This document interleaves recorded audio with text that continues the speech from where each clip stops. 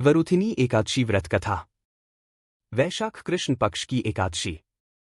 प्राचीन काल में धर्मराज युधिष्ठिर ने भगवान श्री कृष्ण से पूछा, हे माधव, वैशाख माह के कृष्ण पक्ष की एकादशी का क्या नाम है? इसकी महिमा और व्रत की विधि क्या है? भगवान श्री कृष्ण बोले, हे राजन, इस पुण्यदायिनी एकादशी का नाम वरुथिनी एकादशी है। यह समस्त पापों का नाश करने वाली और मोक्ष प्रदान करने वाली है। जो व्यक्ति श्रद्धा से इसका व्रत करता है वह इस लोक और परलोक दोनों में सुख पाता है। पौराणिक कथा। राजा मांधाता की कथा। सतयुग में राजा मांधाता नामक एक धर्मात्मा राजा था जो बहुत ही न्यायप्रिय और परोपकारी था। एक बार वह घोर तपस्या करने के लिए जंगल में चला गया।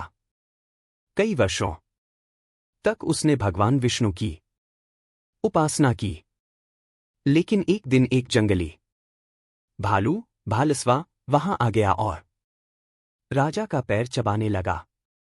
राजा ध्यान में लीन था, परंतु दर्द के बावजूद वह विचलित नहीं हुआ और भगवान विष्णु से प्रार्थना करता रहा। भगवान विष्णु ने प्रकट होकर भालू को मारा और राजा को बचाया। राजा के शरीर का हिस्सा नष्ट हो गया था तो भगवान बोले, हे राजन, अब तुम वरुथिनी एकादशी का व्रत करो। इसके प्रभाव से तुम्हारा शरीर पुनः पूर्ण हो जाएगा और तुम्हें मोक्ष की प्राप्ति होगी। राजा ने विधिपूर्वक वरुथिनी एकादशी का व्रत किया और उसे पुनः सुंदर शरीर प्राप्त हुआ। अंत में वह वैकुंठ लोक को प्राप्त हुआ। वरुथिनी एकादशी का महत्व। एक, इस दिन उपवास, दान, पूजा और प्रभु नाम स्मरण से मनुष्य के सभी पाप नष्ट हो जाते हैं।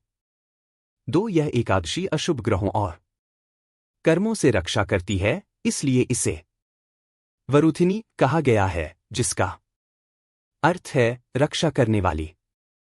3, इस दिन सुन, चांदी, अन्न, वस्त्र, गाय और भूमि दान करने से विशेष पुण्य प्राप्त होता है। व्रत विधि, पूजा विधि।